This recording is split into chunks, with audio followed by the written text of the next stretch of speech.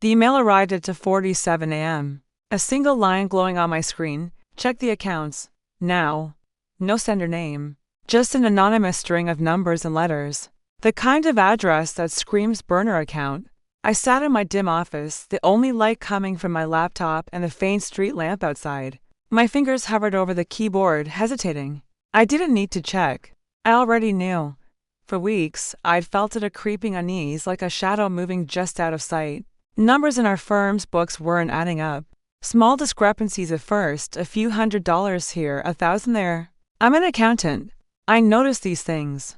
But I'm also the quiet one, the one who doesn't make waves, who keeps the gears turning while my business partner, Victor, takes the spotlight. He's a charmer, the one who lands clients with a smile and a handshake. I'm the one who balances the books, who makes sure the math is right. And the math was wrong. I logged into our firm's financial portal, my hand steady despite the knot in my stomach. The main account, the one we used for client retainers, was short. Not by a little. By $87,000, my breath caught, sharp and cold. I scrolled through the transaction history, my eyes scanning dates and amounts. Transfers, all of them to an offshore account I didn't recognize. The last one was timestamped 3 hours ago. Victor's digital signature was on every single one. I leaned back in my chair, the leather creaking under my weight. Victor, my partner of 8 years, the man who toasted to our unbreakable trust at the firm's launch party, was stealing from us. From me, from our clients. From my daughter, Ellie, who was asleep upstairs. Her future tied to the college fund I'd been building since she was born. That fund sat in a separate account, one I kept separate from the firm. Or so I thought. My phone buzzed.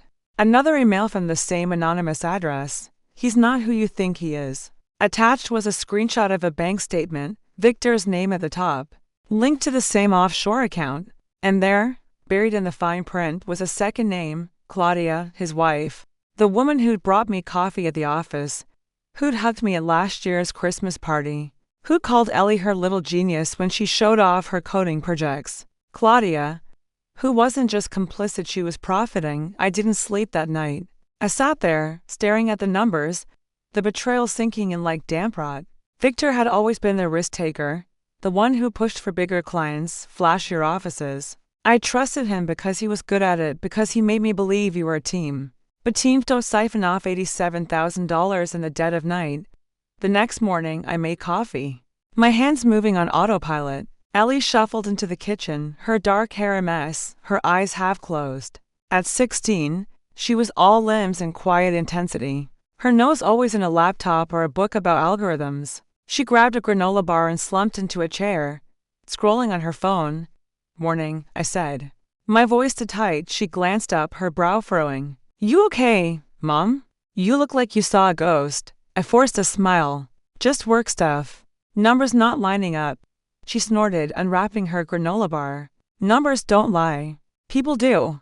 I froze, her words slicing through the fog in my head. She didn't know how right she was. I wanted to tell her, to spill everything about Victor and Claudia and the money.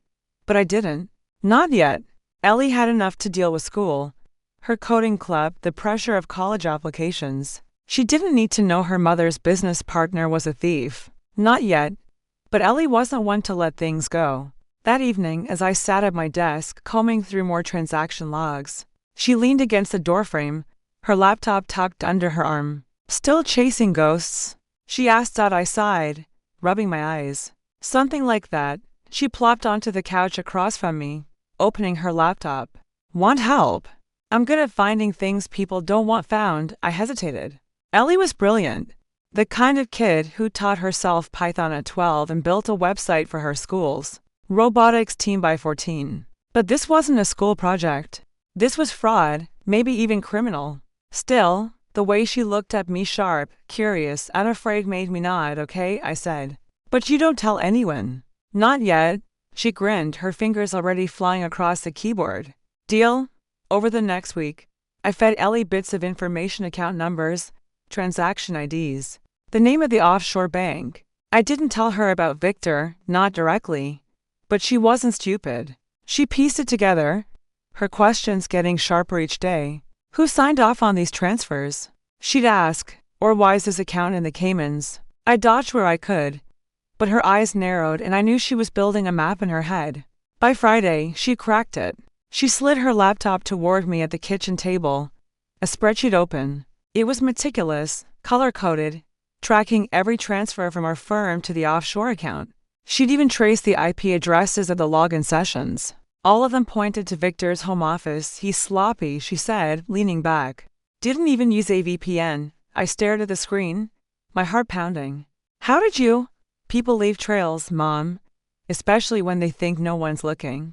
She tapped a column labeled secondary account. This one's weird, though. It's not just his name. There's a Claudia listed, too. Joint account. You know her? I nodded, my throat tight. His wife, Ellie's eyes widened, but she didn't flinch. Okay, so, what's the plan? I didn't have one, not yet. I wanted to confront Victor, to march into his office and demand answers, but I knew better. He'd talk his way out of it, flash that smile, spin a story about temporary loans or client emergencies. I needed proof, something ironclad, and I needed the money back. Let's watch him, I said finally. See what he does next. Ellie's grin was sharp, almost feral. I can do better than that. Over the next few days, she built a script. It was simple, she said. Just a few lines of code that would monitor the offshore account's activity in real time. If Victor moved money, we'd know. If he logged in, we'd see it. She set up alerts to ping her phone, and every night, she'd show me the updates. Small transfers at first, a few thousand here and there, always at odd hours. Then, a big one, $50,000, siphoned off to another account, this one in Claudia's name alone. She's in on it, Ellie said, her voice flat. They're splitting it. I didn't argue. The evidence was there, stark and undeniable. But it wasn't enough to just know. We needed to act, to take back what was ours before Victor drained the firm dry. I spent hours researching legal options, but lawsuits were slow, and the money would be gone before a judge could rule. I needed something faster, something Victor wouldn't see coming. Ellie had the answer. One night, as I pored over legal documents, she handed me a USB drive. Plug it in, she said. I did. And a program launched a sleek interface with a single button labeled execute. I looked at her, confused. What is this? She leaned forward, her voice low. It's a reversal script. It takes the money from their offshore accounts and moves it back to the firm's protected account. Every cent they stole, plus interest. I used their own transaction IDs to mirror the transfers, untraceable. I stared at her, my quiet, bookish daughter who'd once cried over a broken calculator. Ellie, this is illegal, she shrugged. So, is stealing $87,000, you want to wait for the lawyers or you want to fix this? I didn't answer right away. My hands trembled as I held the USB drive, the weight of it heavier than it should have been. This wasn't just about the money anymore. It was about trust, about the life I'd built for Ellie, about the betrayal that had cracked something fundamental in me. Victor and Claudia hadn't just stolen from the firm, they'd stolen from her future. From the college fund I'd scraped together over years of late nights and skipped vacations. Do it, I said. She clicked the button. The screen flashed, a progress bar ticking up. Within minutes, it was done. I logged into the firm's account, my heart in my throat. The balance was back, $87,000, plus a few hundred in interest. Victor's offshore account was empty. Claudia's, too. Ellie leaned back, satisfied. Told you he was sloppy. The call started that night. Victor first, his voice tight with panic. Lydia, something's wrong with the accounts. The money's gone. Did you do something? I let him ramble, my silence louder than his excuses. Then Claudia, her voice shrill, accusing me of hacking, of sabotage. I hung up on both, my hands steady now. By morning, Victor was at my doorstep, his tie loose, his hair uncombed. Lydia, we need to talk. This is a misunderstanding. I can explain. I stepped onto the porch, closing the door behind me. Ellie was inside, her laptop open, watching. Explain what? I asked, my voice cold. How you and Claudia funneled $87,000 out of the firm. How you thought I wouldn't notice? His face paled, but he recovered quickly, that smile flickering. It was a loan, Lydia. Temporary. I was going to put it back. I held up a hand. Don't. I have the transaction logs. The IP addresses. The joint account with Claudia. It's over, Victor. He opened his mouth, then closed it. For the first time, he looked small, diminished. You can't prove anything, he said. But his voice wavered. I don't have to, I said. She did. I nodded toward the window where Ellie sat, her face calm, her eyes locked on Victor. He froze, his gaze darting to her, then back to me. What did you do? He whispered. Not me, I said. Her. Ellie had done more than reverse the transfers. She'd left a little gift on the USB drive, something she hadn't told me about until after the fact. Screenshots of Victor's emails with Claudia, detailing their plan to siphon the money and funnel it into a shell company. She'd also found Claudia's social media, a trail of posts showing her flaunting a new car, a designer bag, a vacation in the Maldives all paid for with her money. And Ellie, my brilliant, vengeful daughter, had sent it all to the firm's biggest client. Anonymously, with a note, check your retainer. The fallout was swift. The client pulled their account, triggering an audit. Victor and Claudia's shell company was flagged, their assets frozen. The IRS was already circling, tipped off by an anonymous report Ellie had filed, linking the offshore accounts to tax evasion. I didn't ask how she'd done it.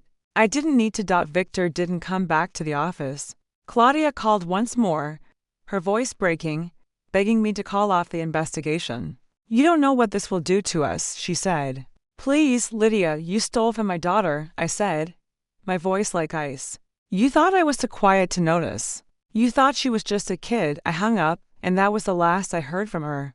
The firm survived, barely, thanks to Ellie's script and my own late-night work to rebuild trust with our remaining clients. Victor and Claudia faced charges, their lives unraveling in court filings and headlines.